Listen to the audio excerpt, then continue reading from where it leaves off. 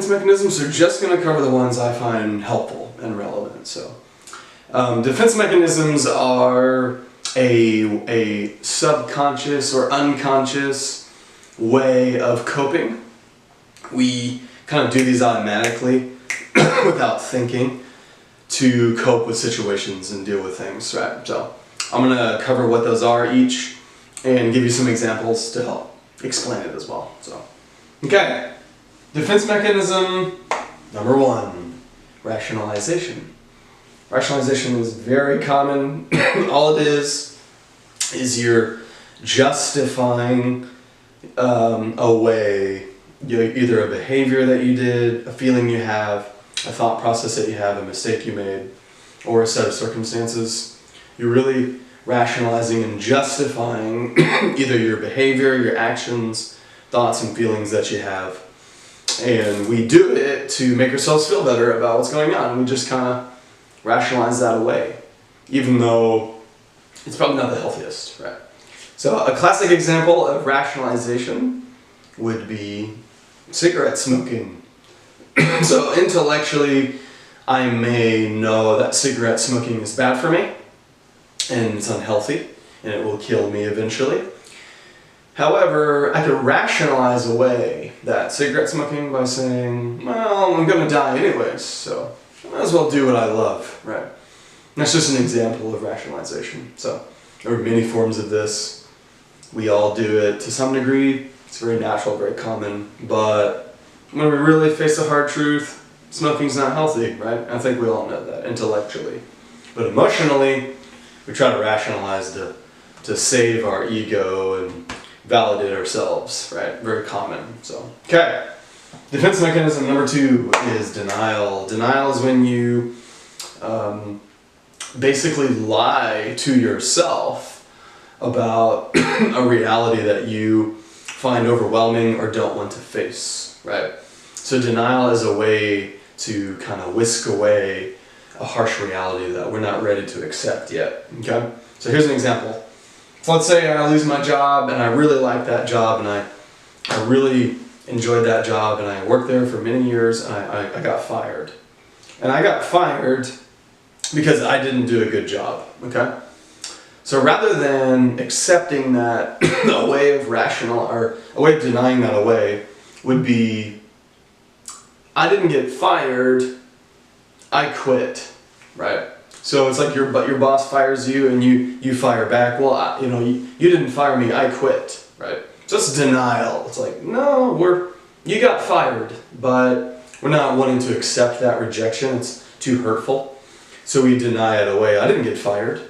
I quit my job, right? That kind of thing. We lie to ourselves, okay? Very common coping skill. Number 3, projection. Projection is when you take something about yourself. Maybe that's something you don't like or something you find that's unacceptable about yourself. And you project that onto another person. You put that on another person. A common example would be somebody in a relationship who's cheating on their spouse or having an affair of some kind, but then they accuse their spouse of cheating, even though there's no indicator that their spouse is cheating or has that integrity issue at all. But they accuse them because really it's about them because that's what they're doing, right? Now, other forms of projection would be I take an expectation I have of myself and I put that on other people, right? Because I drive responsibly and I make a point to drive responsibly, you also need to drive responsibly. And here I am being courteous and you cut me off, right? So that's a projection as well. We take even good things about ourselves sometimes and we put that onto somebody else, or things that we don't like about ourselves and we accuse and put that on another person. If I'm a very selfish person, I may accuse other people of being selfish, right? And so these are examples, okay? Very common. Number 4, suppression. Suppression is a little bit more conscious than the rest of these defense mechanisms. Meaning we do this more on purpose. We do this in our minds intellectually. Where suppression is when we take an emotion we're having and we stuff it down, right? I see a lot of men do this, just for a lot of reasons, where men are taught to not be vulnerable or weak or have any kind of failure. That's a societal, cultural, I would call it a dysfunctional lie that culture tells men, that you're not allowed to be weak or vulnerable or fail. So I see a lot of men suppress their feelings a lot. See women do it too. That people suppress their feelings because it's too much to handle, too much to deal with. You just stuff that down. An example would be, maybe a loved one dies, or a business idea you had failed, or something really hurtful happened, you suffer a loss. And rather than dealing with that and grieving and just dealing with it directly, we just stuff it down and suppress it. And put that away, kind of put it on the shelf. We're just not going to deal with that. That didn't happen, right? We're going to not feel those feelings, not deal with it, not talk about it. Kind of a way of avoiding is what it is. Okay? Repression is number 5. Repression is a little different than suppression. Repression is subconscious. Your brain does it for you automatically. This one I find fascinating from a scientific perspective, because it's very common when we go through any form of childhood abuse or trauma, right? So when we suffer abuse, we suffer trauma, your brain blocks things out for you to protect you. And typically when you're older, all that comes back and it gets uncovered and you deal with it at that time, right? So repression is very subconscious. Your brain does it automatically. Versus suppression is more of an intentional thing we do consciously. We actively push down. Versus repression, your brain's doing the work for you instantly. Typically happens in early childhood development underneath the age of 12. Or if you're over the age of 12, if the trauma was intense enough, your brain will do that for you as well. Right? Okay? Number 6 is displacement. Displacement is when you have feelings attributed to a source, okay? And, like, for example, I have a stressful job, and I come home from work very stressed out about my job, but then you take that frustration and stress out on a different source. So an example would be, my job is very stressful, I'm very frustrated, I come home, and then you take it out on your family, or take it out on your dog, or take it out on a friend, and you lash out at them. You're really not mad at them, you're really mad at work. I mean, you can't take it out at work because it's unprofessional, and you can get fired. So you take it out on a safer source, right? That really isn't the source of the problem. That's displacement. We're taking one issue from one place and we're displacing it to another because it's safer for us. Okay? Common.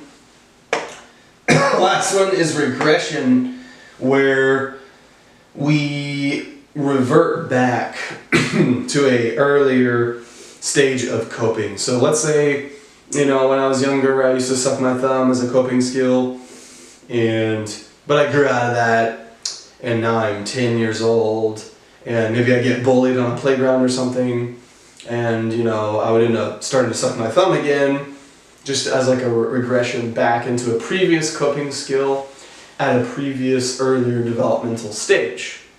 And so rather than moving forward with what's relevant now, we're reverting back to older coping skills, older patterns from when we were younger, right?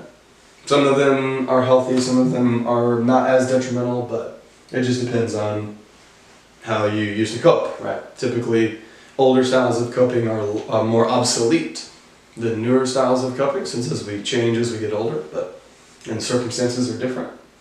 But we do tend to fall back on old habits if we're not careful, and again, very subconscious happens. More likely to happen when you're younger rather than when you're older, but I do see regression in my practice across the board. So, okay, there we are, defense mechanisms. So just some basic definitions. These are the ones I think, if you relate to them at all, just try to be aware of the ones that you tend to do or you tend to fall on, so that you can kind of catch yourself, because they are subconscious. So you are not going to be very aware of them.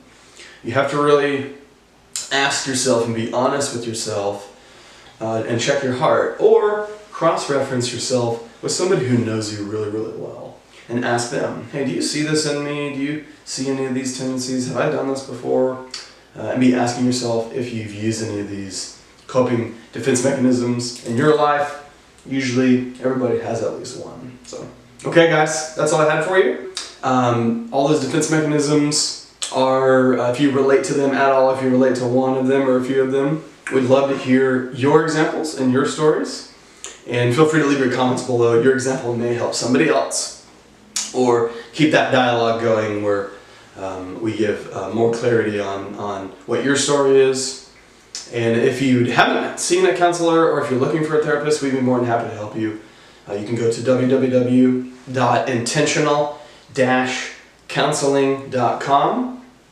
Either myself or a trained licensed counselor would be happy to see you virtually or in person.